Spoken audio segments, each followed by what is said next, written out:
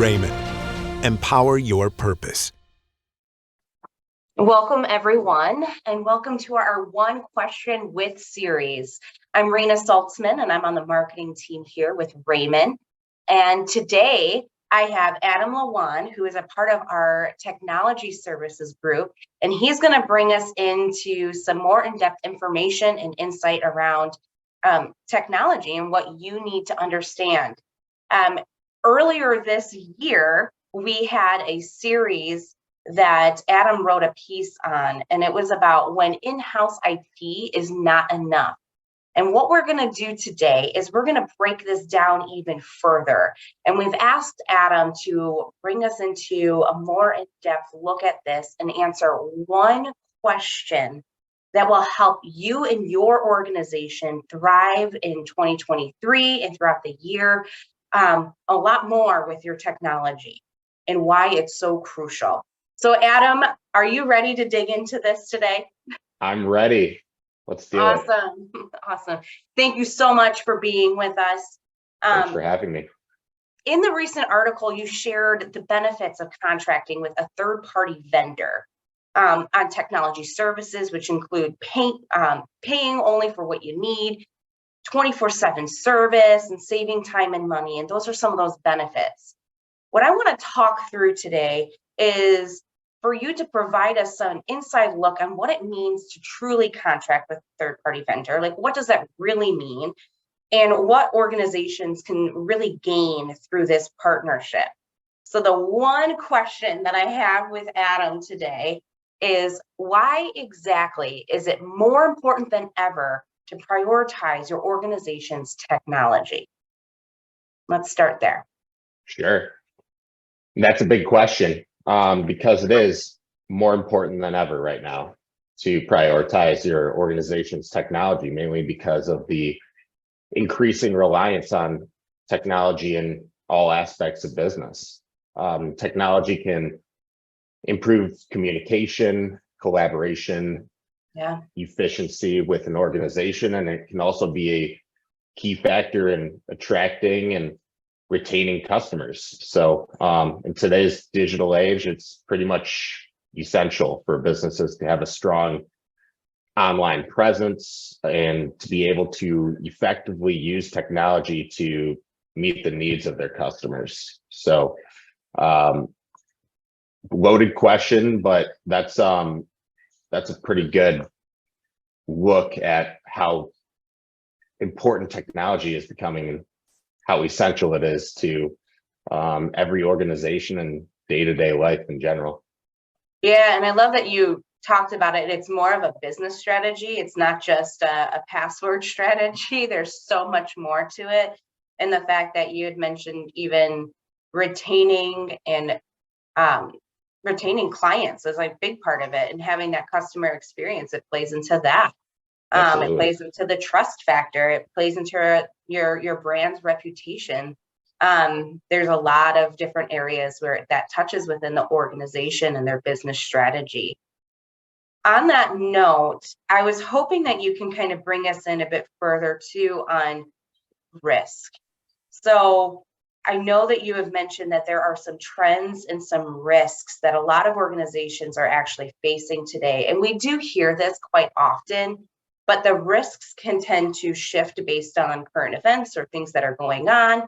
But if you can bring us into a little bit of information about the specific risks that small to mid-sized organizations or organizations in general are facing today with technology, if they're not making this a priority. Can you talk to us about that? Absolutely. So there are several technological risks that small and medium-sized businesses face pretty much every day. They can range from minor disruptions to major disasters, and they can have serious consequences for the business. A few that are top of mind that I try to hit on with all clients is, number one, data loss and corruption. Small businesses often rely on technology to store and manage important data, and this can include customer information, Mhm. financial records, intellectual property. And if this data is lost or becomes corrupted, it can have very serious consequences for the business. That's number one.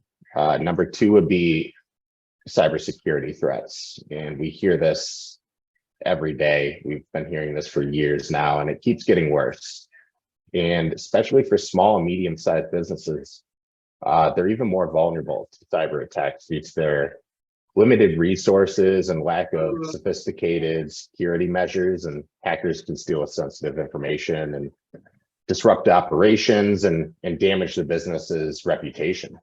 So that's number two. And then number three, system failures. Technology systems can fail for a variety of reasons, such as hardware, software issues, power outages, natural disasters. So these failures can also disrupt the business's operations and lead to lost revenue.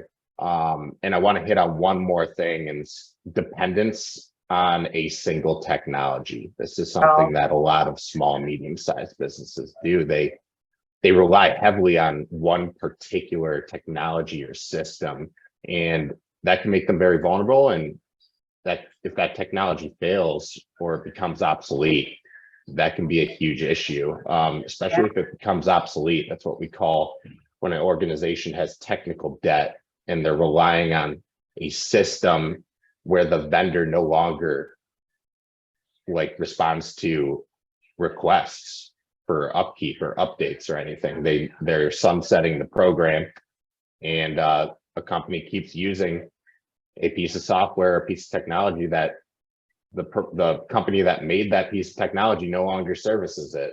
And that's what we call technological debt. And it's a serious issue for a lot of smaller businesses that have been around for a long time and are hesitant to change their systems.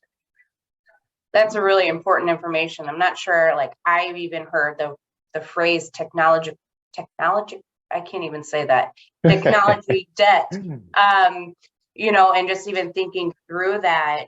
And I think of the different systems and computer systems that I have, or my phone or whatnot. And it does get to a point where your device may not work if you're not updating.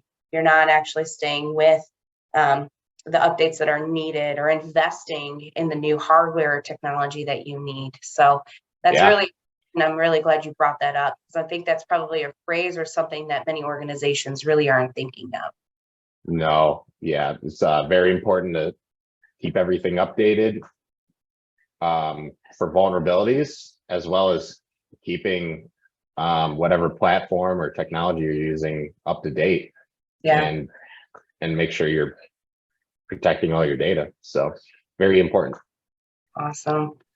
Well, the last part of this question that I'd love to dig into with you is really when people are thinking about outsourcing these technology services, because in reality, it's extremely difficult for a small to mid-sized organization, or some organizations that even have IT teams, to handle the workload and the amount of detail that is needed to focus on these strategies from a business perspective.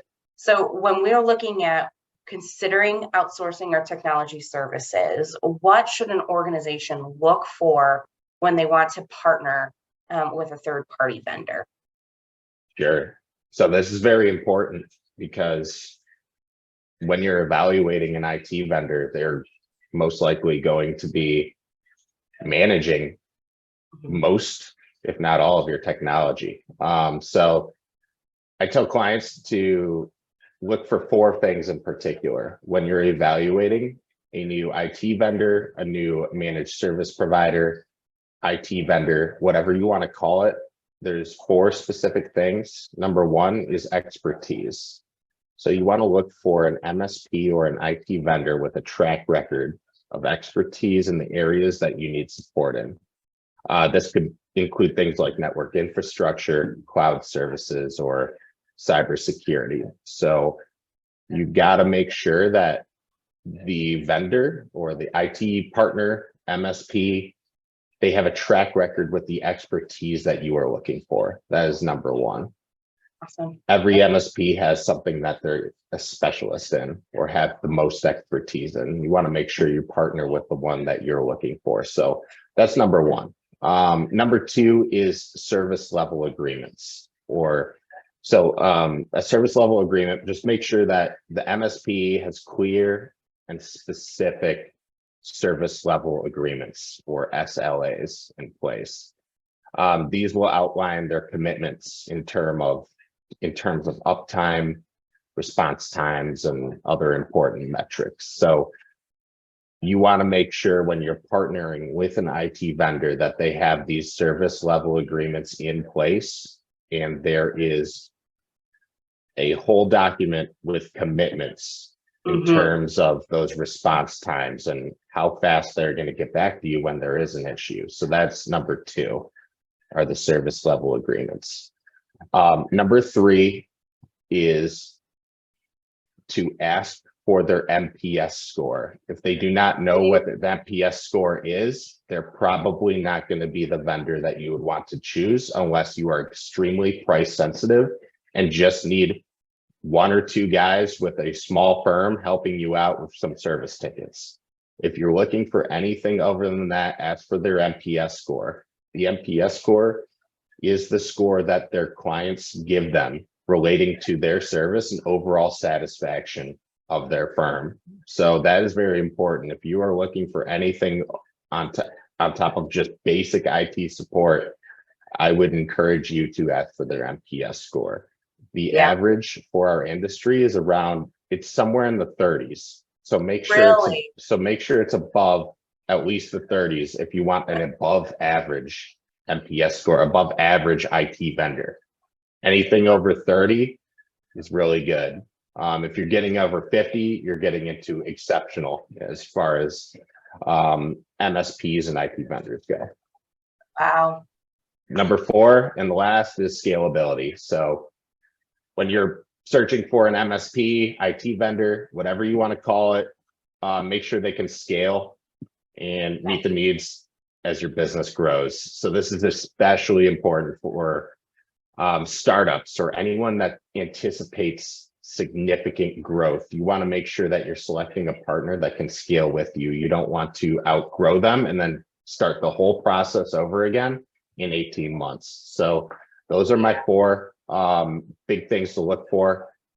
That's all I got. Oh, that's awesome. So I'm going to repeat those back, making sure that I got those. We got expertise, Yes. correct? And the next one was their service level agreements. Service level agreements. That's correct. SLAs. The SLAs. Yes. Yep. And then the third one again. Can you remind us the third one? NPS score. NPS score. This so is the overall satisfaction of their customers. Perfect. And then fourth, but not least, scalability. Scalability. If you anticipate growth, make sure they can scale with you. No, I love that. And I think that that's something that maybe we don't think about as often, but when you're doing your business planning, that's why it's more important than ever that you have to look at technology from also a business strategy and an investment to make sure that you can scale appropriately for your organization into the future. So absolutely. Awesome. Absolutely. Anything else, Adam, that you want to end with today, or we appreciate all of the insight that you brought us today with the four things that we need to be looking at, the trends that you've talked about. Any parting words for our audience today? Yeah, I'll keep it short, but stay vigilant when it comes to technology. Keep an open mind and stay learning because it's changing every day. So try to stay in the know.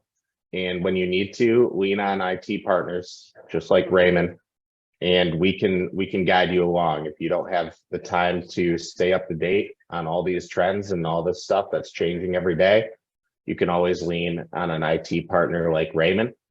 And if you have any questions, just reach out. I'm sure my email will be somewhere in this article or in this video. So feel free to reach out if you have any questions. Absolutely. Well, thank you so much, Adam, and thank you to all of you who have joined us today with our One Question With series. Stay tuned for next week for our next edition. And like Adam said, we will make sure that his contact information is available and that you can reach out to Rehmann Technology Solutions if you guys do have any questions and would like to talk to one of our experts here. Thank you once again. Have a great day.